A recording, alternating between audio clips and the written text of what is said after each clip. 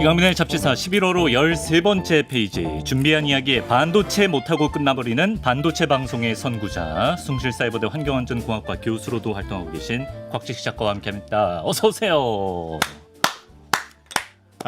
반도체 못한다. 정말 근데 사실이에요. 아름다웠습니다, 진짜. 이런 정도의 언어 유희. 허구도 아니고, 억지도 아니고. 억지로 갖다 붙이지도 않았고 사실을 아주 절묘하게 풍자하면서도 예. 또 이렇게 아주 쫀득한 이 라인. 풍자까지는 아니에요. 그냥 사실 적시. 사실 적시. 사실 적시. 아름다웠습니다. 그렇습니다. 제가 시작하기 전에 지난 시간에 제가 드렸던 얘기 중에 하나만 좀 잠깐 이게 처음부터 하나만이군요. 하나만 좀 살짝 정정하고 넘어가자면 지난 시간에 제가 이제 맥주캔하고 참치캔하고 뭐가 다르냐라고 이야기를 하면서 맥주캔은 주재료가 알루미늄이고 참치캔은 주재료가 철이다 이 말씀을 드렸는데 분리배출할 때 뭐 다르다. 네네네 그 말씀을 드렸는데 그래서 이제 재활용되는 회사가 다르다. 알루미늄 캔은 영주로.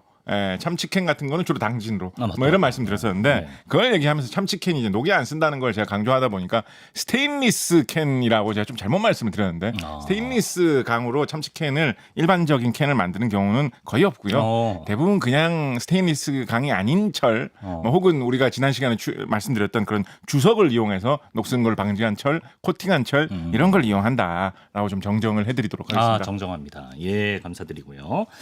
오늘은 반도체 얘기 준비했습니다. 반도체. 요즘 뭐 뉴스만 틀었다면 나오는 말들이죠. AI 반도체니, 뭐 AI 동맹. 그리고 또 뭐 이제 반도체면 반도체지. 뭐 CPU, GPU, HBM 이런 암호 같은 용어들로 세분화되다 보니까 좀 많이 어렵게 느껴지기도 하는데. 그래서 오늘 곽지식 작가와 함께 반도체가 뭔지 개념 정리 쉽게 한번 떠먹여 드리겠습니다. 일단 뭐 반도체가 뭔지부터 좀 설명을 해주시면 좋겠습니다. 우리가 반도체가 뭔지는 사실은 그 원소 시간에 규소편에서 이걸 한번 했습니다. 왕왕 나오죠. 실리콘편 규소편에서 이걸 한번 했습니다. 도체가 전기가 잘 통하는 걸 우리가 도체라고 부르죠. 그리고 전기가 잘 안 통하는 걸 부도체라고 부릅니다. 반도체는 그 사이에 어중간해가지고 어떨 때는 전기가 좀 잘 흐를 수도 있고 어떨 때는 좀 전기가 잘 안 흐르도록 할 수 있는 거를 반도체라고 부릅니다. 그래서 조건을 잘 잡은 그런 잘 성질을 맞춘 그런 부품을 만들어가지고 딱 설치를 해놓으면 이 부품이 어떨 때는 자기가 이 주변의 조건에 따라서 어떨 때는 전기가 줄줄 잘 흐르다가 주변의 조건이 바뀌면 이러면서 전기를 그때부터 안 흘리는 전기를 틀어막는 그런 역할을 할 수 있는 부품을 반도체라고 하지요. 그래서 사람들이 이제 생각을 한 거예요. 이거를 생각을 한 게 대체로 따져보면 한 1940년대 무렵 1930, 40년대에 미국의 신경과학자들, 수학자들 이런 사람들이 이런 생각에 많이 빠졌는데요. 이거를 좀 생각을 해보면 어떤 주변의 조건에 따라서 전기를 흐르게 하고 안 흐르게 한다라는 것이 약간 말장난 비슷하기도 하지만 잘 생각을 해보면 주변의 조건을 보고 그 조건이 충족되는지 안 충족되는지를 판단을 해가지고 조건이 충족될 때만 전기를 흐르게 한다라는 역할을 한다고 풀이를 해볼 수가 있잖아요. 그래서 아주 단순하지만 뭔가 한 가지의 판단을 하는 부품이다라고 볼 수가 있을 거다라는 생각을 한 거예요. 그렇다면 이 30, 40년대 신경과학자들, 수학자들 주로 미국의 뭐 사이버네틱스 뭐 이런 걸 한다라고 하던 자신들의 어떤 미래를 선도한다 이런 생각을 되게 많이 하면서 되게 멋있게 막 폼만 잡았던 건 아니지만 실제로 멋진 연구도 많이 하던 존 폰 노이만 이런 사람들을 필두에 내세우고 의외로 존 폰 노이만은 이런 쪽 연구를 그렇게 많이 하지는 않았는데 수많은 학자들이 열심히 연구를 해가지고 무슨 생각을 하게 되었느냐.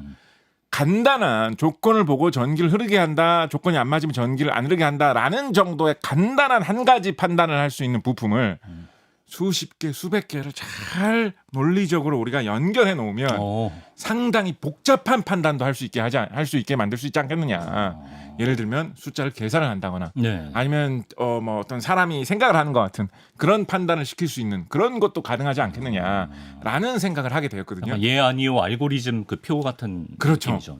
그렇죠. 근데 그거를 하기 위해서 그런 반도체 부품 회로를 사실은 좀 더 복잡하게 조합을 해가지고 만들어야 됩니다. 생각보다 좀 많이 복잡하게 만들어야 됩니다. 그렇지만 기본 발상은 그거예요. 그래서 그런 부품을 간단한 판단을 하는 부품을 되게 작게 만들어가지고 되게 많이 연결시켜 놓은 그런 장치를 우리가 요즘에 말하는 반도체라고 하죠. 옛날에 말하는 반도체는 그러니까 최초의 반도체는 흔히 트랜지스터 우리 저마늄 편에서 말씀드렸죠. 게르마늄 편 처음으로 개발된 이 트랜지스터라는 거를 최초의 반도체라고 하는데 네. 트랜지스터가 처음에 저마늄으로 만들어져서 나왔을 때는 트랜지스터 하나가 눈에 이렇게 뻔히 보이는 크기였습니다. 요즘도 트랜지스터 부품이 들어가 있는 여러 가지 전자 제품 뭐 이런 것들이 많이 있죠. 라디오 같은 거 뜯어보면 좀 큼직한 라디오 뜯어보면 트랜지스터 몇 개 정도는 항상 박혀 있는데 네. 트랜지스터는 눈에 보일 만한 대충 뭐만하다고 해야 될까 꿀벌 만한 왜 이런 비유가 떠올랐을까요? 그런 곤충 크기 정도 되는 크기의 부품입니다. 네네. 트랜지스터는. 그게 트랜지스터 하나였어요. 음. 그래서 아까 말씀드렸던 대로 이거를 몇 개, 수십 개 복잡하게 연결해 놓은 그런 회로를 만들면 간단한 판단 계산을 시킬 수 있다. 뭐 우리가 사칙 연산, 더하기 빼기 곱하기 나누기 이런 걸 시키려면 이런 거를 한 수십 개, 수백 개 모아 놓으면 그런 거를 계산하는 것도 시킬 수 있을 것 같다라고 해서 이제 쭉쭉 기술이 발전하게 되었죠. 네. 그러다가 그러니까 이것도 기술적으로 보면 충분히 반도체라고 할 수 있는 시대예요. 이 저마늄, 게르마늄으로 이용해서 트랜지스터라는 부품을 만들어가지고 이런 식으로 하나의 크기가 대충 꿀벌만한 크기 그런 거를 수십 개 모아넣어서 이리저리 전선으로 연결해가지고 만들어놓은 이런 장치. 이것도 반도체를 이용한 장치다라고 충분히 부를 수 있습니다. 네네. 그래서 우리나라 최초의 반도체 사업의 발상지라고 이야기하는 곳이 저는 이거 한 말씀 드렸나요? 저마늄 편에서. 어디죠? 우리나라 반도체 산업의 최초의 발상지 어디겠습니까? 어디일 것 같습니까? 의외로 처음에 우리나라에서 반도체 수업을 했던 반도체 산업을 처음으로 했던 게 이 트랜지스터 기본 재료를 갖고 와가지고 네. 트랜지스터가 이 전자 부품이니까 연결되는 다리 같은 게 달려 있어야지 전선으로 연결해가지고 전자 제품 회로를 다 만들 거 아닙니까? 그래서 트랜지스터 이 다리 조립하는 거 뭐 이런 작업을 하기 위해서 지금의 그 흔히 이제 지금 정확한 제목이 서울 발전소라고 하든가 마포의 당인리 발전소라고 하는 곳 있죠. 아 그래요? 예, 처음 그 들어보는 홍대 있는 쪽에 가다 보면 합정 홍대 그쪽에 가다 보면 발전소가 도시 한복판에 크게 하나가 있습니다. 사는데 왜 몰랐지? 예. 왜냐하면 거기가 옛날에 굴뚝도 막 크고 그랬었는데 네. 지금은 그걸 다 지하화했어요. 땅에 다 묻어버렸거든요. 사람들 눈에 안 거슬리게 하려고. 예. 그래서 거기 발전소 규모도 꽤나 커요. 아, 그래요? 서울 시민들한테 전기를 공급하는 거기 때문에 그 마포 화력 발전소 있던 근처에 어디에 군용 천막을 치고 그래요? 예, 군용 천막을 치고 급하게 그 당시에 급하게 1960년대인가 그렇습니다. 60년 초인가 그렇습니다.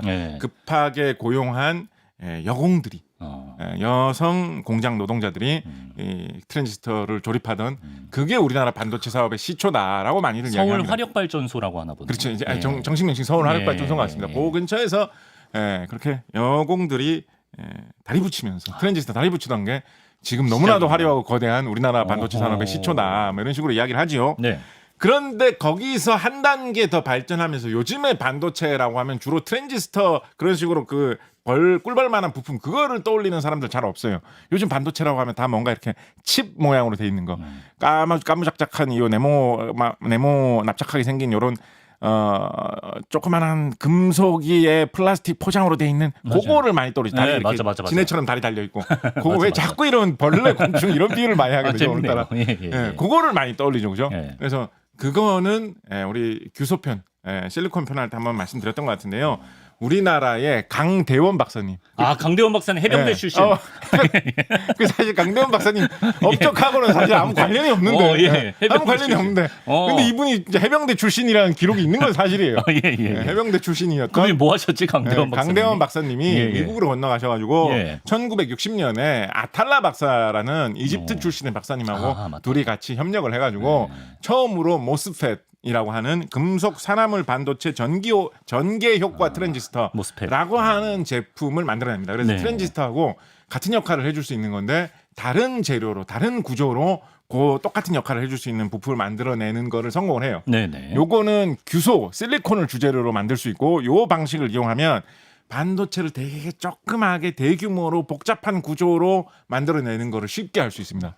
그래서 지금은 그 모스펫 금속 산화물 반도체 전기효과 트랜지스터라는 요 구조를 강대원 박사님과 아탈라 박사님의 발명품을 활용한 그 구조를 이용한 거를 만들어 가지고 그 아까 말씀드렸던 그 손톱만한 칩 안에 트랜지스터 역할을 하는 구조를 한두 개를 모아 놓는 게 아니라 그 안에 뭐 작아도 수백 개 수천 개 많으면 요즘에는 칩 하나에 수억 개도 집어넣죠. 그런 식으로. 그래서 수많은 그런 회로를 조그만한 칩 안에 다 모아놓았다라고 해서 직접 회로 이런 말 직접 사용하죠. 회로 들어봤죠. 인테그레이티드 예. 서키트 IC라고 하죠. 예. 직접 회로 이런 말 사용하는데 그래서 요즘 반도체라고 하면 반도체 원래 뜻은 그 트랜지스터 같이 재질 자체가 조건에 따라서 전기를 흘려줄 수도 있고 안 흘려줄 수 있기도 하는 그거를 원래는 반도체라고 했는데 네. 요즘은 그것도 뭐 넓은 의미의 반도체 맞지만 그거를 요즘은 모스펫의 원리를 이용을 해가지고 굉장히 작게 만들어서 그런 트랜지스터 같은 거를 하나의 칩 안에 수백 개, 수천 개, 수천만 개, 수억 개를 모아놓은 그 회로 칩을 요즘은 반도체라고 대체로 한다. 부른다라고 보시면 되겠죠. 강 박사님은 진짜 더 알려주셔야 됩니다. 예. 요즘에는 그래서 강대원 박사님 이름 딴 뭐 상 같은 것도 수상하고 뭐 상금도 꽤 괜찮았던 것 같은데 그래요? 예. 그래서 꽤나 과거에 비해서 많이 알려져 있습니다. 다행이군요. 근데 뭐 CPU, GPU 요즘은 이제 HBM인가? HMB? 네네네. HBM. HBM 네. 그렇죠. 네. HBM까지. 뭔가 좀 대중이 이거를 좀 감도 잡기 전에 언론에서 새로운 용어들이 막 쏟아지는 것 같은데 네네. 이 중에서 좀 AI 기술과 관련해서 좀 알아두면 좋은 용어 같은 게 있다면 뭐가 있을까요? 뭐 벌써 다 말씀해 주셨는데요. 네. 요즘 유행하는 이야기가 AI가 요즘 유행이니까 AI 기술과 관련이 깊겠죠. 크게 보면 이거 우리나라 업계에서 좀 쓰는 용어긴 한데요. 그래서 약간 좀 외국에서는 덜 쓰는 용어긴 한데 또 우리나라가 반도체 산업에서 많은 분야를 차지하고 있는 나라이기 때문에 뭐 우리나라에서 쓰는 말도 외국 사람들이 요즘 좀 배워야 되는 상황이긴 한데요. 네. 우리나라에서 흔히 이제 반도체 분야를 두 개로 분류를 해가지고 메모리 반도체, 시스템 반도체 이런 말을 사용합니다. 뭐 우리나라에서 쓰는 말인데 그냥 뭐 기억용 반도체, 뭐 제어용 반도체 이런 식의 말을 사용해도 될 것 같은데 뭐 근데 그렇게 말하는 경향이 있습니다. 원래 이제 미국 기술 이런 게 많이 들어오다 보니까 그렇게 이야기가 됐나 봐요. 네. 그래서 메모리 반도체라고 하는 거는 말 그대로 기억을 시킬 수 있는 그 역할을 하는 반도체입니다. 그래서 전통적으로는 같은 크기 안에 얼마나 많은 양을 기억시킬 수 있느냐. 그래서 뭐 우리나라에서 처음에 반도체 만들 때 무슨 뭐 64킬로바이트 디램을 만든다 뭐 이런 식의 킬로바이트 맞나? 킬로비트였나? 하여튼 뭐 그런 이야기 64K 디램을 만든다 뭐 이런 이야기 했었거든요. 네네. 그래서 뭐 한 번에 뭐 몇천 글자 정도에 되는 양을 기억을 할 수 있는 처음에 그런 거를 만들었다라고 지금 뭐 그거보다 뭐 수천 배, 수 뭐 억 백만 배. 배 그런 정도의 용량으로 더 증가됐었죠. 그래서 기억용 반도체라는 분야가 있습니다. 이걸 메모리 반도체라고 하고 네. 뭔가 제품을 만들 때 전자제품을 만들 때는 사소한 거라도 기억을 해야 될 일이 되게 많이 있어요. 별거 아닌 것 같아도 예를 들어서 우리가 문자 메시지 보내려고 이렇게 이야기하다가 네네. 예를 들어서 뭐 전 여친한테 아이고 이런 말 하면 안 되겠다. 왜요? 아니 하시죠. 왜냐면 제가 예를 들어 보냈어요. 예. 제가 전 여친한테 보냈는데 전 여친한테 문자 메시지 보내려고 하는데 네. 뭐 밤에 자니 뭐 이렇게 시작하면서 아, 보냈다가 자니. 예. 뭐라고 이제 말을 걸어야 되겠죠 그 뒤에. 그렇죠. 예. 근데 뭐라고 말 걸지 좀 생각이 안 나는 거예요. 예. 오랜만에 연락하는 거니까. 예. 그래서 거기서 더 이상 입력을 못 하고 좀 고민을 하고 있었어요. 아, 예. 전화기를 덮어놓고 예. 1시간 후에 전화기를 다시 열었어. 근데 그래도 자니라고 아까 타이핑한 내용이 그대로 살아 있잖아요. 살아있죠. 그러니까 전화기가 잔이라는 그 글자를 지금도 계속 기억하고 있는 거예요. 그 네. 2시간 동안 고민하는 동안에 그 시간. 그러니까 그거 별거 아닌 것 같지만 기억하고 있는 거잖아요. 계속해서. 아하, 2시간 동안 그러네. 잔이라는 그 글자를 기억하고 있는 거잖아요. 그러네. 근데 전자제품이라는 걸 생각을 해보면 되게 사소한 것도 그런 식으로 뭔가를 기억하고 있어야 되는 게 상당히 많습니다. 거의 뭐 애지간한 전자제품에는 뭐 진짜 아무것도 아닌 것도 예를 들면 무슨 만보기.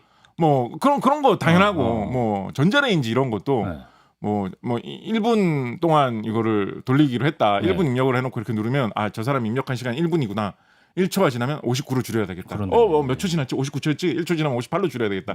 기억을 하고 있어야 되거든요. 그렇죠. 그래서 기억용 반도체는 하나를 만들어 놓으면 여기저기 온갖 제품에 들어가는 걸 다 좀 팔 수 있는 그런 경향이 활용도가 있습니다. 높아요. 네, 그래서 범용으로 다양한 분야에 그러니까 이것도 어떻게 보면 좀 옛날 이야기이긴 한데 그런데 기본적으로 원칙적으로 기억용 반도체는 일단 만들어 놓으면 뭐 누가 됐든지 간에 그거를 사갈 사람이 저절로 생깁니다. 있다. 어디에나 다 쓸 수 있는 것이기 때문에 네. 그게 이제 기억용 반도체, 메모리 반도체라는 거고요. 제어용. 예, 그거하고 반대로 뭐 제어용, 계산용 반도체로 갈 수 있는 우리나라에서 이제 시스템 반도체라고 하는 건데요. 이거는 이제 말 그대로 제어나 계산이나 다른 여러 가지 판단이나 처리를 위해서 사용하는 이제 그런 반도체들이죠. 이런 거는 어떤 목적으로 개발한 제품을 위한 반도체냐에 따라서 안에 구조가 그때 다 달라져야 되겠죠. 그죠? 그렇겠죠. 예, 그래서 뭐 한 번에 그냥 갑자기 이름 모를 회사가 만들어 가지고 우리가 엄청난 걸 만들었습니다라고 해도 전자제품 만드는 회사에서 그거를 또 채용을 안 하면 아무 쓸모가 없어지는 그렇죠. 예, 그런 문제가 있어 가지고 요거는 어떻게 보면 메모리 반도체에 비해서는 네. 어떤 기능을 가진 어떤 회사하고 협력을 할 수 있는 어떤 설계를 가진 거를 개발해서 내놓느냐. 다양한 여러 가지 제품을 어떤 기능을 가진 거를 개발해서 내놓느냐가 중요한 측면이 있었다라는 식으로 이야기를 하고 있습니다. 네. 메모리 반도체하고 시스템 반도체 중에서 우리나라가 강한 거는 어느 쪽일까요? 시스템일 것 같은데요. 아 메모리예요? 메모리 반도체 우리나라는 절대 강자입니다. 그래요? 예, 메모리 반도체 우리나라에서 반도체 업체하면 항상 나오는 회사 두 개가 있죠. 그 회사 두 개의 점유율을 합치면 네. 전 세계 메모리 반도체 특히 이제 D램이라는 메모리 반도체 기준으로 따지면 네. 전 세계 시장의 70%를 차지합니다. 그러니까 세계 시장을 거의 석권하고 있죠. 2위 업체가 그러니까 3위 업체가 미국 회사인데 네. 이 업체 점유율이 한 세계 20% 정도밖에 안 됩니다. 어. 예, 나머지 기타 등등 다 합쳐도 10%고. 아 진짜. 그러니까 세계 시장을 메모리 반도체 업체에서는 한국 업체들이 두 개 업체가 그냥 휩쓸고 있어요. 범용성이 그렇게 좋은데. 예. 그러니까 장사가 되고 돈을 그렇죠, 버는 거죠. 그렇죠. 온갖 회사에 이걸 다 파는 거거든요. 이렇게 만들어가지고. 네. 그래서 우리나라가 메모리 반도체 절대 강자다라고 볼 수 있습니다. 시스템은 그러면 뭐 약자인가요? 시스템 반도체는 그에 비해서는 약자라고 그에 그래? 비해서는 한참 약자라고 봐야 돼요. 좀 시스템 예. 반도체 예, 잘하는 줄 그에 알았는데. 비해서는 그런 거 보셨습니까?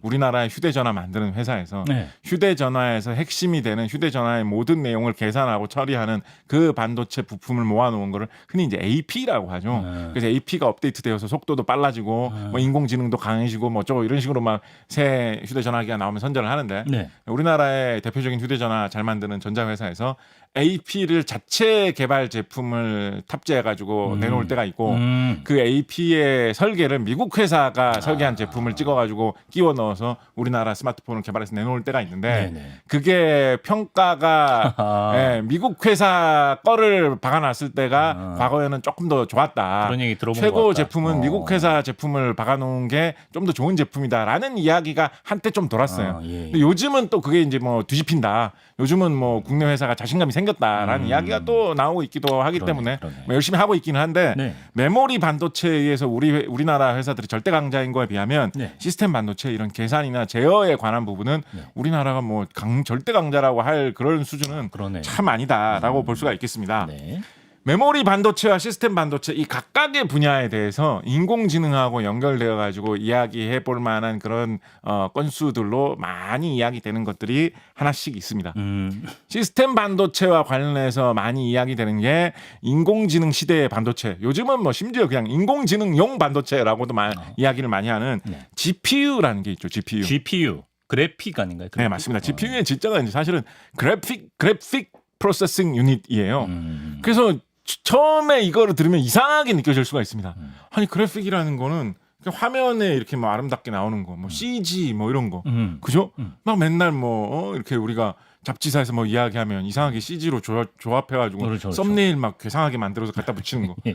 막 이상한 뭐 코브라 나오라고 막 이렇게 피리 불고 있는 영상으로 사람의 모습을 막 그런 거 엉뚱하게 바꾸는 아닌가? 거, 그런 게 그래픽 CG라고 많이 생각을 하잖아요. 그렇죠. 예. GPU가 원래 개발된 용도가 사실은 그게 맞았어요. 원래 그 용도로 개발되어 있고 지금도 그 용도로 팔리는 게 GPU입니다. 그래서 그래픽 프로세싱 유닛이라고 하는 건데 그런데 지금으로부터 한 10여 년 전에 10년보다 꽤 더 지났죠. 네. 이제 인공지능 연구하던 과학자들이 이상한 생각을 한 거예요. 이게 원래 그래픽용의 컴퓨터의 아름다운 화면을 주로 이제 게임이죠. 컴퓨터의 이런 분야를 일반 개인들이 화려한 그래픽, 화려한 영상을 제일 많이 컴퓨터에게 처리해달라고 부탁하게 되는 분야가 사실은 게임이니까 게임의 화면을 화려하게 계산해주는 용도로 사용되는 이런 GPU라는 부품에 화면에 이런 그래픽을 계산하는 일만 시키지 않고 딴 계산을 시켜도 잘할 수 있지 않을까라는 생각을 한 거예요. 어차피 컴퓨터에게 들어오는 이상은 다 1과 0의 숫자에 불과하잖아요. 모든 화면에 화려한 그래픽이 화면 그런 그림들이 컴퓨터에게 반도체에게 들어갈 때는 다 전기가 흐른다 안 흐른다 전압이 높다 낮다에 그렇지. 1과 0의 신호로 어차피 다 바뀌어서 간단 말이에요. 그러면 뭐 다 할 수 있지 않을까? 네, 컴퓨터 이 GPU 입장에서는 뭐 그게 뭐 사람 얼굴인지 뭐 피리 부는 뭐 곽재식인지 그렇지. 그냥 딴 숫자인지를 딱히 구분할 이유가 별로 없단 말이에요. 어차피 그렇겠네. 결국 자기한테 들어올 때는 0과 1의 조합이기 때문에 네. 그래서 이런 GPU한테 딴 계산을 시켜도 잘할 것 같다라는 생각을 하게 되었고 네. 그 중에서도 인공지능에서 활용이 되는 특히 인공신경망 기법을 이용한 우리 이세돌 선수가 바둑 둘 때 우리나라에서 대유행한 용어 있죠.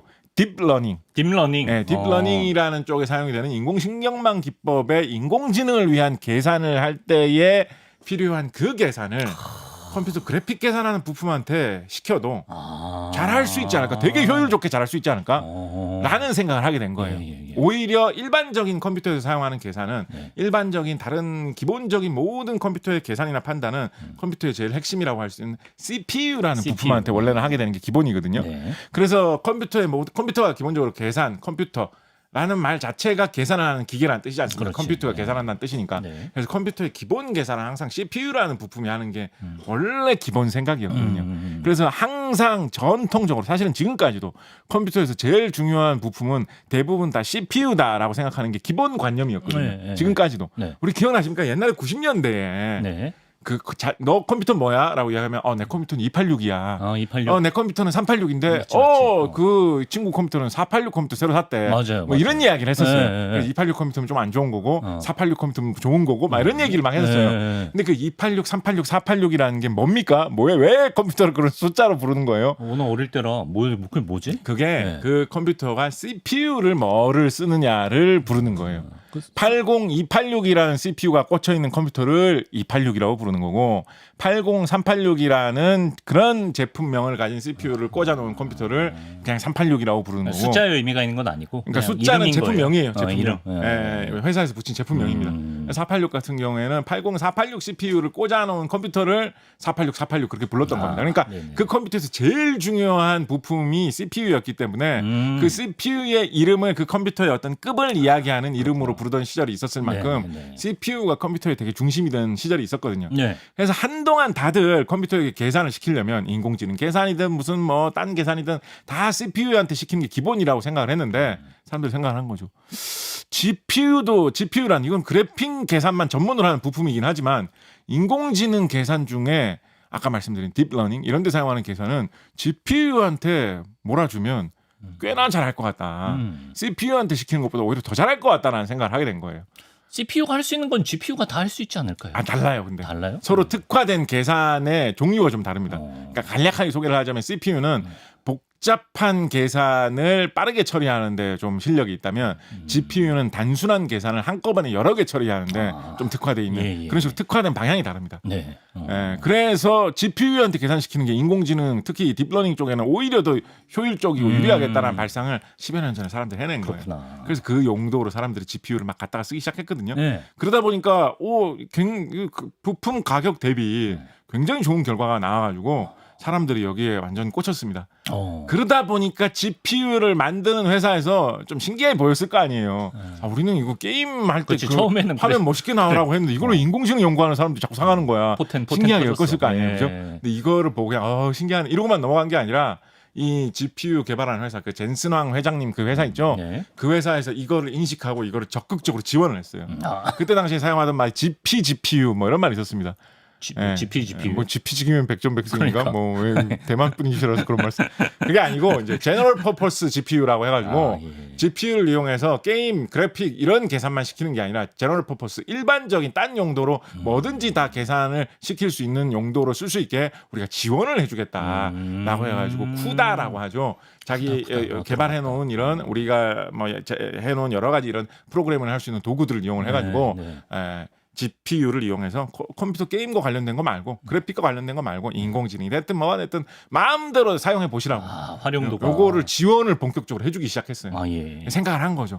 앞으로 인공지능이 커질지 모르는데 그렇지. 우리 제품을 사다가 우리가 개발해 놓은 방식대로 활용을 하는 쪽으로 사람들 딱 AI 하는 사람들 딱 길들여 놓으면 그렇지. 우리 쪽에서 나오는 제품들 계속 사가겠지. 그렇지. 이런 식으로 한 거예요. 그게 그래서 먹힌 겁니다. 먹힌 거죠. 그래서 요즘 하는 말 그런 게 있지 않습니까? 어떤 말이요? 요즘 뭐 GPU 특히 최신형, 최고성능 인공지능 개발에 사용할 수 있는 GPU는 돈 주고도 못 산다. 이런 이야기가 있었죠. 그래서 이번에 정말로 뭐 떠들썩하게 이번에 에이펙 회의하면서 나온 게 젠슨왕 회장이 한국에 26만 장의 GPU를 공급을 하겠다. 이런 이야기를 했는데 그러니까 이게 돈 주고도 못 이게 그렇죠. 그러니까 뭐 객관적으로 비교할 수 있는 수치는 아닙니다만 지난 여름 정도만 했었던 무슨 이야기가 신문 기사 같은 데 실렸냐면 우리나라에서 책임지고 열심히 나서서 발벗고 뛰어가지고 만장의 GPU를 구해주겠다. 뭐 이런 이야기가 기사에 실리고 그랬어요. 그런데 뭐 그래서 만장, 2만 장 뭐 이런 생각을 사람들이 하고 있었거든요. 26만 장을 갖다 주겠다라고 하니까 엄청난 분량이거든요. 이 정도의 GPU를 갖다가 쓰는 나라가 없습니다. 예, 그래서 대단하다 뭐 이렇게 한 건데 네. 한편으로 뒤집어 보면 여기 뭐가 숨겨져 있냐면 참 그럼 뭐가 숨겨져? 이게 뭐를 읽어야 이게 되죠? 워낙에 이렇게 희소식으로 많이 이렇게 강조가 되다 보니까 희소식인 거는 우리가 뭐 충분히 맞다고 생각할 수 있는데 강조가 예. 되다 보니까 네. 이거를 젠스랑 회장이 공짜로 갖다 준다라고 생각하시는 분들도 많은데 아니겠지. 예, 그런 거 아닙니다. 예, 그러니까 야 이게 진짜 황 선생님이 원하는 게 뭐예요 지금? 정말 근데 어떻게 보면 장사가 잘 되는 거죠. 네. 26만 장 제품을 팔겠습니다라고 이야기를 했는데 네. 그거를 사가는 사람들이 이렇게 환호를 하고 있어요. 아, 그렇네. 와 만세! 반대로 생각하면 드디어 제품을 이렇게나 많이 사갈 수가 있어. 그러네. 와 이게 26만 장을 이상하지 않습니까? 하는 것도 일인데. 그렇지. 모든 딴 업계라고 생각해 보십시오. 뭐가 그렇죠. 됐든지 간에 무슨 뭐 예. 콩알을 26만 개 사가겠다 이런 거 아닌 잡지사를 다음에야 26만 명 구독시키는데 3년 걸렸습니다. 뭐 별거 예. 아니라도 A4 용지 예. 26만 장이라고 해도 그렇죠, 어떤 그렇죠. 가게가 갖고 26만 장 제품을 우리가 사가겠습니다라고 하면 네. 파는 쪽에서 아유 감사합니다. 뭐 이렇게 하지 않을까요? 예. 와 우리 가게 드디어 진짜 큰 매출을 올렸다 막 좋아하고 나. 근데 이게 GPU 이쪽 업계가 요즘에 장사가 얼마나 잘 되면 이런 쪽에 사람들의 관심이 얼마나 쏠려 있으면 우리한테 팔아줘서 열광하는. 사가는 쪽에서 지금 그렇지. 환호하고 있어요. 그러네. 이게 참 세상이 좀 묘한 거라고 이야기는 하죠. 뭐 어디까지나 구체적으로 어떻게 주문이 들어와서 얼마를 받고 뭐 의외로 싸게 팔 수도 있겠죠, 그죠? 그래서 그거는 뭐 가봐야 아는 얘기긴 한데 네. 지금 언론에서 좀 나오는 이야기는 만약에 26만 장 전체를 최신형 인공지능 개발용 GPU로 판매를 한다라고 하면, 그러니까 GPU가 인공지능 뭐 개발용 이런 거 말고 진짜로 그냥 애들이 사용하는 간단한 컴퓨터에 그냥 네 게임 좀 해라라고 하면서 꽂아준 그런 사소한 GPU도 있습니다, 사실은. 아, 예. 그런 거를 26만 장 준다고 하는 이야기는 절대 아닐 아니겠죠, 거예요. 아니겠죠. 예. 그거는 우리나라 인구가 5천만인데 이미 뭐 천만 장씩 사다가 쓸 수도 있습니다. 네. 예, 고성능 제일 좋은 최고 거. 고성능 GPU로 26만 장을 준다라고 하면 가격이 언론에서 그걸 다 합쳐보면 한 13조 원, 14조 원은 나갈 거다라고 하고 있거든요. 장난 그러니까 아니구나. 우리가 주문을 13조 원치를 낼 수도 있는, 14조 원치를 낼 수도 있을 것 하나 같은데. 5천만 원이에요. 예, 우리 그 정도 되는 거예요. 우리가 주문을 그렇게 13조 원 주는 쪽에서 지금 환호하고 있는 거예요. 13조 원 받는 쪽에서 약간 선심 써는 것처럼. 아, 하나 5천만 원은 아니지. 우리가 내 계산을 잘못했고. 하여튼 뭐 네. 그 정도 천만 단위예요. 예. 예, 최고급으로 아, 가면. 예. 13조 와, 원13조? 버는 쪽에서 선심쓰도 이렇게 얘기하는 게 이게 요즘 인공지능 시대의 놀라운 경쟁. 그러니까 뭐하고도 저는 비교를 해봤냐면 예. 우리나라의 이것도 이제 미국 회사니까 예. 우리나라에서 이제 미국산 제품을 사다 쓰는 거 중에 되게 가격 비싸게 부르는 걸로 우리나라 공군의 최신형 스텔스 전투기인 F-35 전투기가 있습니다. 예. F-35 전투기가 우리나라 공군 전체에 지금 들어와 있는 물량이 39대인가 그럴 거예요. 근데 F-35 전투기 한 대 가격을 싸게 보면 1,000억 원, 뭐 많게 보면 1,500억 원 이 정도 보거든요. 예. 그러니까 만약에 13조 원, 14조 원으로 F-35 전투기를 사면 지금 우리나라 공군 전투에 39대가 있는데 100대를 살 수가 있는 거예요. 그렇지. 그러니까 아. 한 나라의 공군력 전체와 맞먹을 만한 전투기를 살 만한 정도의 돈을 퍼부어 가지고 GPU를 사드리겠다라는 그래. 이야기를 하면서 돈 쓰는 쪽에서 지금 좀 환호하고 있는 거거든요. 공짜로 주는 게 아니죠. 예, 예. 그러니까 어떻게 보면 진짜 인공지능 개발을 위해서 정말 사람들이 전쟁같이 그러네요. 생각하고 있구나. 진짜. 엄청난 돈을 퍼붓고 그건 있구나. 중요하니까 열광하는 이런 게 거죠. 보이는 그림이죠. 예. 그래서 이게 시스템 반도체, 계산 제어를 하는 반도체 중에 우리가 좀 알아두면 좋을 만한 GPU라는 거다. HBM은 뭔데요? 라는 거고 네. HBM이라는 건 뭐냐? HBM은 한마디로 이야기하면 이 GPU하고 같이 쓰면 좋은 메모리 반도체입니다. 항상 같이 써야 돼요. 그렇죠. 특히나 이런 고성능 쪽으로 가면 갈수록. 왜냐하면 메모리 반도체는 우리가 뭐 흔히 그냥 딱 생각해봐도 떠올릴 수 있듯이 메모리 반도체는 계속해서 우리가 생각을 해온 게 얼마나 같은 크기에 많은 양을 기억시킬 수 있느냐. 이거 위주로 다들 생각을 했거든요. 그렇죠. 예. 그래서 항상 메모리 반도체 신제품을 개발했다라면서 사람들에게 화려하게 발표를 할 때도 얼마나 큰 용량의 메모리 반도체를 개발했냐. 뭐 우리가 예. 무슨 뭐 1기가 D램을 개발했다. 네. 2기가 D램을 개발했다. 4기가 D램을 개발했다. 이런 식으로 용량이 얼마나 커지고 있는지를 자랑스럽게 막 발표를 했었거든요. 그렇죠. 예. 그런데 이제 이게 GPU 시대가 오다 보니까 네. 어떤 관점이 생겼냐면 네. GPU가 이렇게 많은 양의 계산을 뭐 엄청난 양의 자료를 읽어들여 가지고 그걸 가지고 분석을 하면서 인공지능이 자신의 인공지능의 그 자료들을 만들어 가지 않습니까? 그래서 뭐 데이터가 많이 있어야지 인공지능을 개발할 수 있다. 그래서 뭐 데이터 부자가 되어야지 좋은 인공지능을 개발할 수 있다. 이런 이야기도 사람들이 많이 하잖아요. 예. 예, 그래서 뭐 중국이 인공지능 개발에 유리하다. 뭐 10억이 넘는 인구가 제공하는 데이터가 있으니까 뭐 이런 식의 이야기가 있는 건데 네. 그래서 이런 GPU를 이용한 인공지능 계산은 한꺼번에 많은 자료를 읽어 들어가지고 계산을 빨리 해치울수록 유리하거든요. 네. 그렇다 보니까 기억을 많이 하는 것도 중요하지만 네. 그 기억을 한꺼번에 얼마나 많이 얼마나 빨리 줄 수 있느냐. 그 소화하느냐도 돼요. 얼마나 기억할 수 있고 얼마나 또 그걸 다시 돌이켜서 알려줄 수 있느냐. 이것도 중요하게 된 거예요. 예. 우리 저기 퀴즈 프로그램 같은 경우 보면 네. 그런 경우 있잖아요. 어떤 사람이 분명히 두 팀이 나왔는데 한 팀이 저 팀이 아는 거는 되게 많은 것 같아. 근데 이상하게 떠올리는데 시간이 좀 오래 걸려가지고 이거 버튼 누르는 게 항상 늦어가지고 늦어. 나도 알았는데 근데 나 저쪽 팀에서 먼저 딱 누르고 그렇지. 네. 되게 어려운 문제 나와가지고 모르면 이쪽 팀에서 항상 조금 생각해보고 뒤늦게 좀 생각해내는데 시간이 오래 걸리기 때문에 네. 어려운 문제 나오면 뒤늦게 좀 늦은 타이밍으로 버튼 누른 다음에 항상 맞추는 그런 팀이 나올 때가 갖고 있죠. 있는 정보는 많은데 그거 꺼내는데 오래 걸려. 오래 걸려요. 네. 그래서 그 생각을 한 거예요. 네. 이런 GPU 시대에는 한꺼번에 많이 빨리 꺼낼 수 있는 메모리 반도체를 만들면 그것도 되게 유용하겠다. 그래서 나온 게 하이 밴드위스 메모리 HBM입니다. 밴드위스라는 건 이제 대역폭 띠의 넓이라는 뜻인데요. 그러니까 어떻게 보면 이 굵직한 선으로 한꺼번에 많이 자료를 퍼주고 고무줄 많이 받으처럼. 받는다. 예. 예, 그런 뜻이라고 좀 보시면 되겠습니다. 예, 그래서 HBM이라는 게 어떻게 보면 이 생각은 사람들이 옛날부터 했었어요. 네. 이런 게 있으면 좋지 않을까? 근데 이제 좀 비교 누구 따라한 거예요? 그러니까 누구 따라한 그냥 거예요? 해볼 수 있는 생각이에요. 제 말은. 예. 그러니까 이렇게 다들 네. 이 용량을 늘리는 데만 기억할 수 있는 양을 늘리는 데만 이렇게 전념하고 있는데 그렇지. 같은 용량이라도 빠르게 주고받는 것도 중요하지 않을까? 이런 생각은 뭐 옛날부터도 할 수 있었을 거예요. 네. 그냥 뭐 학생이나 별 아무 생각 없는 사람들 그냥 메모리 반도체에 관한 그런 기사 같은 걸 보다가도 떠올릴 수 있는 생각이었을 거거든요. 네. 근데 이게 제대로 개발해가지고 혁신적인 제품을 만들면 상품이 된다라고 생각을 해가지고 돈을 많이 투자를 해가지고 지금 이렇게 실용적으로 많이 팔아가지고 성공할 수 있을 만한 HBM을 개발해서 GPU 만드는 회사한테 실제로 많이 팔아가지고 성공시킨 회사가 우리나라의 이 메모리 반도체 회사예요. 그러니까 HBM의 본고장이 어떻게 보면 대한민국이에요. 원조 HBM 원조 맛집. 예. 청주에 반도체 공장이 있고 이천에 청주에. 반도체 공장이 있는 그 회사. 그 회사가 HBM 시작했거든요. 예. 예, 그렇다 보니까 그 회사에서 계속해서 선도하고 있고 그 회사가 우리나라의 전통의 반도체 명가였던 회사를 요즘은 뭐 인기가 더 좋아졌다. 그래서 우리나라 전통의 반도체 명가였던 회사에서 좀 경쟁을 하면서 다시 1위 자리를 되찾으려고 뭐 지금도 뭐 여러 가지 평가 기준으로 보면 이 전통의 1위가 지금도 1위라고 할 수도 있는데 그래요. 예. 하여튼 절대 강자 자리를 메모리 반도체의 절대 강자 자리를 다시 공고히 하기 위해서 뭐 요즘 뭐 경쟁이 치열하다. 뭐 주가가 어디가 높네. 시가총액이 어떻게 변하네. 뭐 이런 여러 가지 이야기가 나오고 있는 것이 이 HBM이 인공지능 시대에 GPU하고 같이 쓸 수 있기 때문에 가져온 그런 큰 변화다라고 할 수가 있겠죠. 예. 정리가 싹 되네요. 입맛 다시시는 것 같은데 뭔가 하나까지 나오는 하나만 얘기하면 제가 잘 읽은 거 맞나요? 예. 예. 어떻게 이렇게 잘 보세요. 아니, 입맛을 이렇게 쩍쩍 다시 하나만 해도 될까 안 될까? 시무룩해져서 입맛을 하나만 해도 될까 안 될까 생각하고 있는데 하나만 말씀드리면 예. 저는 약간 이런 비유로도 말씀을 드리고 싶어요. 우리나라 그 전통의 메모리 반도체 명가 이 회사 있지 않습니까? 네. 이 회사에서 예로부터 메모리 반도체를 만들던 공장이 용인시 경기도 용인시에 있거든요. 용인시. 경기도 네. 용인시 기흥에 있습니다. 전통의 메모리 반도체 명가에서 만드는 반도체 공장이 옛날부터 용인시의 기흥구에 있었어요. 네.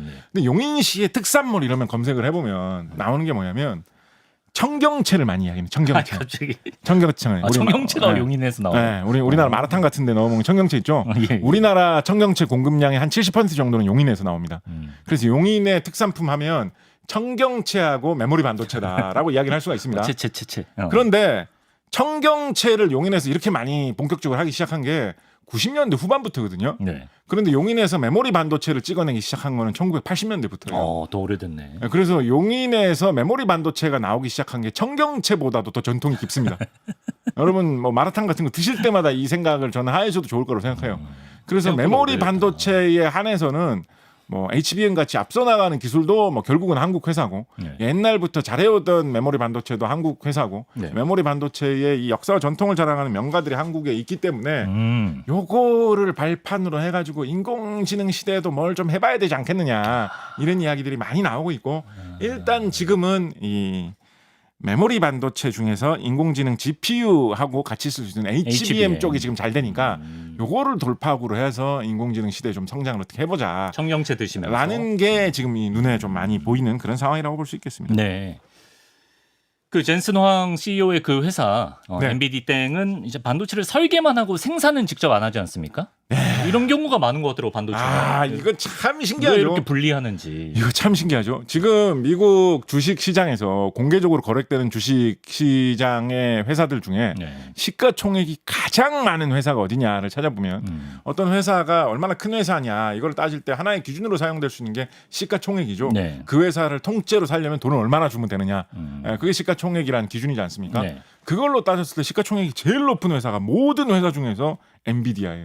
그러니까 반도체 회사 중에서 엔비디아라고 말하면 그거 거시기할 수 괜찮아요. 있습니다. 괜찮아요. 말씀하시죠. 젠슨왕 회장님 회사예요. 네네. 젠슨왕 회장님 회사가 어떻게 보면 지구상에 있는 모든 회사 중에서 제일 큰 회사다. 뭐 이렇게 볼 수도 있겠죠. 예. 근데 이 회사가 반도체 회사다라고 이야기를 하는데 그러면 반도체 공장도 진짜 큰 공장이 있겠지라고 생각하겠죠. 예, 그렇죠. 우리나라 용인에 반도체 공장 있고 네. 이천이나 청주에 반도체 공장 있는 것처럼 네. 화성에 반도체 공장 있는 것처럼 진짜 큰 반도체 공장이 있겠지. 네.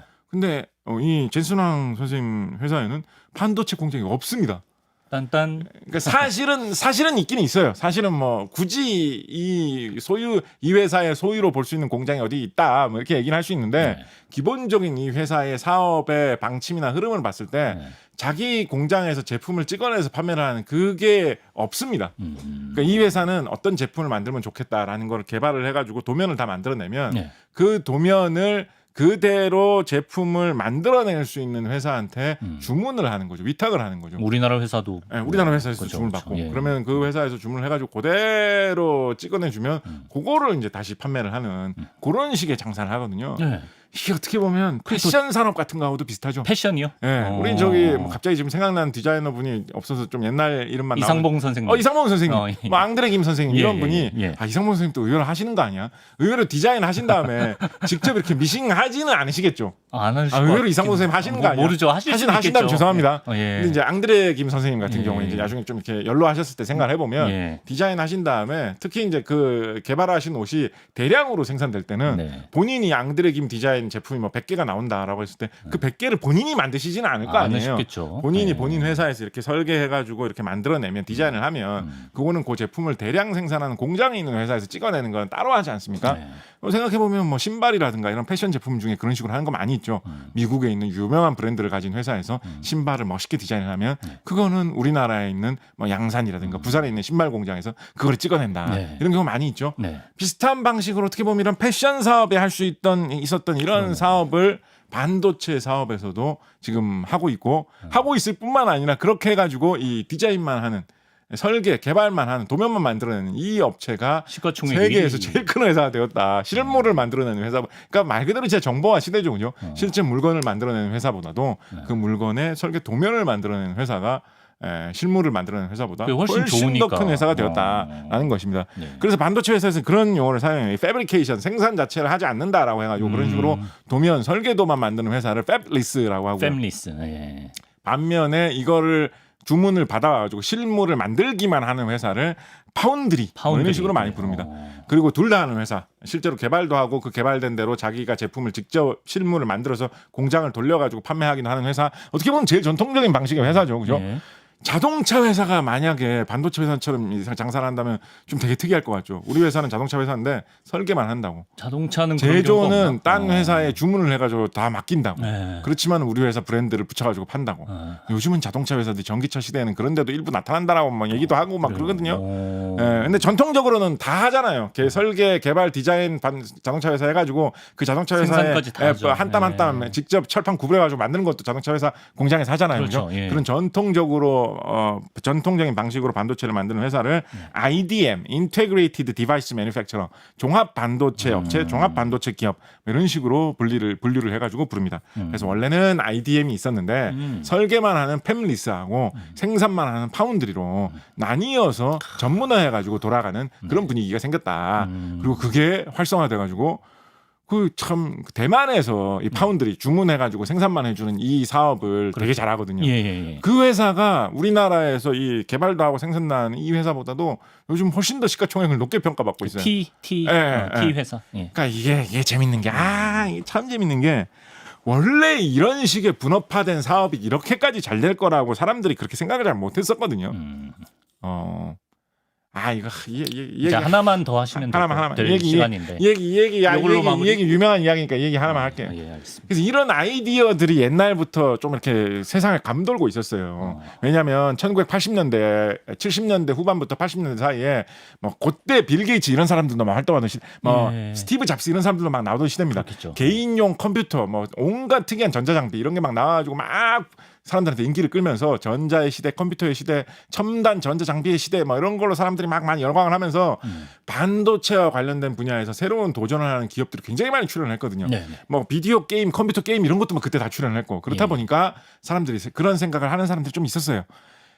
지금과 같은 시대에는 번뜩이는 아이디어로 좋은 반도체 제품에 대한 그런 설계, 아이디어를 가진 사람들이 스타트업을 만들어가지고 뛰어난 아이디어와 그런 재능을 가진 한 5-6명의 그런 청년들이 스타트업을 만들어서 이런 반도체를 만들어서 제품을 만들어서 팔면 좋겠다라고 그렇게 사업을 빨리 하게 해주고 그렇지만 아무리 그래도 반도체라면 그걸 생산하는데 거대한 시설과 장비가 필요할 거 아닙니까? 그럼요, 예. 그러면 그렇게 4-5명의 청년들이 만들어낸 그 제품을 실제로 만들어내는 그런 회사는 예. 전문적으로 그런 여러 스타트업들 아이디어가 뛰어난 조그마한 회사들이 해서 보내주는 그런 주문을 받아가지고 찍어주는 그런 회사를 만들면 네. 전문적으로 주문 생산만 해주는 회사를 만들면 잘 되지 않을까 뭐 이런 발상이 7, 80년대 약간 미국의 그 엄청나게 반도체 열풍이 불던 그 분위기에서 좀 이렇게 감돌았어요. 들끓고 있었습니다. 1985년에 나온 제임스 본드 007 영화 시리즈 중에 네. 뷰 투어 킬이라는 영화가 있는데요. 예. 거기 보면 진짜 거기에 007 영화의 악당들이 진짜 황당한 발상을 많이 하죠. 거기 보면 어떤 게 나오냐면 예. 실리콘밸리에 거대한 지진을 일으켜가지고 오. 반도체 업체들을 다 망하게 하면 우리 반도체 업체 제품이 제일 많이 팔리겠지라는 그래요? 진짜로? 발상을 한 악당이 예. 대지진을 일으키려고 준비를 하니까 제임스 본드가 그거를 저지하려고 한다라는 그런 85년에? 예, 그런 말도 안 되는 그런 음모를 꾸미는 악당이 예. 뷰티어킬 007 영화에 나오거든요. 예. 그러니까 그런 영화가 나왔을 정도로 그때 반도체에 관한 무슨 수많은 아이디어를 가진 그런 스타트업들 젊은이들이 많았던 시기였던 거예요. 그러네. 그런데 그래도 반도체 장사를 하려면 네. 직접 생산하는 공장을 돌려야지 실물을 건드려야지 뭐 사업이 되는 거지 무슨 아이디어만 가지고 이게 무슨 뭐 종이장에다가 끄적끄적 해갖고 도면만 넘기는 그거를 사업이라 할 수 있나 한 명이 그걸 보여줘야죠 실제로. 라는 예. 그런 아이디어가 예. 있어가지고 예. 미국의 전통적인 지금도 남아있는 지금의 아주 거대한 반도체 회사이기도 한 전통적인 반도체 회사에서 그때 당시 그 반도체 회사 회장님이 어떤 명언을 남기셨냐면 예. 명언. 정확한 어구가 지금 생각이 안 나는데 예, 대충 이런 말 했어요. 예. Real men have a fab 이런 말 남겼어요. 리얼맨 해버. fab. 팹 예. 생산? 진짜 사나이라면 네. 공장을 돌려야 된다. 공장을 갖고 있어야 된다. 반도체 회사를 돌리는 진정한 사나이라면 네. 자기가 직접 공장을 운영하는 게 반도체 산업이지. 예. 뭐 이렇게 팸리스 뭐 이러면서 도면 만들어가지고 아이디어가 뛰어나니까 사업이 될 거야. 이거는 진짜 사나이의 태도가 아니지. 남자의 반도체가 아니다. 그런 말도 있었을 시기가 있었습니다. 예, 그래서 예, 그게 그런 게 한 80년대 뭐 그럴 때 분위기였어요. 근데 그 시대에 장충모 회장이라는 사람이 있었어요. 대만 정확하게 말하면 이 사람 대만 출신 아니에요. 네. 중국의 닝보 그러니까 절강성 출신인 분이신데 아까 그 명언은 제리 샌더스라는 맞아요. 했던 겁니다. 예. 미국에 건너와가지고 미국 사람으로서 반도체 업계에서 MIT 출신이신데 활발하게 활동을 하시면서 일가를 이루시면서 활동을 하시다가 이분 고향은 말하자면 사실은 중국 대륙인데 예. 중국 대륙 출신으로 미국에 건너와서 사셨던 분인데 대만 쪽 공공기관 쪽에서 이 장충모 사장이라는 사람한테 계속 연락을 했어요. 우리 대만이 전자산업 쪽에서 지금 크게 좀 일으켜 보려고 하는데 반도체 사업을 해보려고 하는데 예. 반도체 산업에 경험이 많으신 장 선생님께서 우리 대만에 와가지고 좀 일해보실 생각이 없냐고. 예. 그래서 이분이 고심 많이 했겠죠. 나 대만 가본 적도 없는데. 나 중국 본토의 절강성 출신인데 물론 이분이 절강성 사실 때는 중국이 공산화되기 아마 이전이었을 거예요. 살짝 이전이었을 거예요. 예. 그러니까 뭐 공산주의 중국 정부하고 약간 거리감을 느끼셨을 수도 있어요. 그럴 수 있죠. 자기가 어릴 때는 중국 공산당 그 정부가 아니었기 때문에. 네. 그렇지만 그래도 고민되겠죠. 근데 결국 과감하게 장충모 회장이라는 분이 오케이. 대만에 가가지고 사업을 시작을 하십니다. 예. 그렇게 해서 창립된 회사가 뭐냐? 타이완 지티电路制造股份有限公司 이 회사가 바로 아까 말씀하신 세계 최대의 파운드리 업체라고 하는 TSMC. 그 회사입니다. 그래서 이걸 뭐라고 하지? 대만 적체전로 제조 구분 유황공사예요. 그러니까 이거를 그냥 우리말식으로 옮기면 네. 대만 IC 주식 제조 주식회사 아주 썰렁한 이름입니다. 그러네. 진짜 뭔가 대만 직접 회로 제조 회사 이런 공기업 같네요. 되게 단순한 실제로 공기업적인 성격이 되게 강한 회사로 출발을 했는데 그러니까 이것도 좀 어떻게 보면 특이하죠. 공기업적인 이런 회사면 좀 혁신적인 그런 사업 같은 거는 알 것 같은데 그럴 수 있죠. 좀 대만에서는 이런 식으로도 얘기합니다. 장충모 회사라는 장충모 회장이라는 이 분이 네. 파운드리라는 사업을 창시했다. 그런 미국에서 그러니까 대만 쪽에서 하는 이야기예요. 대만에서는 이 회사를 장충모 회장을 엄청나게 높게 떠받듭니다. 예. 이 우리나라에서 뭐 그런 얘기 치킨 회사 치킨이 너무 좀 우리나라에서 치느님 막 이런 말 쓰잖아요. 예. CBS에서 이런 말 해도 괜찮아요. 하여튼 치느님 막 이런 말 쓰잖아요. 예. 대만에서도 막 이런 식으로 이 회사를 무슨 무슨 주식회사 뭐 이런 식으로 부를 정도 되게 엄청나게 높여 부르는 막 그런 칭송하는 그런 속어 같은 것들이 많이 있거든요. 장충모 회장은 되게 높게 보기 때문에 장충모 회장 이분이 이 파운드리라는 사업 방식을 창시했다는 식으로도 많이 이야기를 합니다.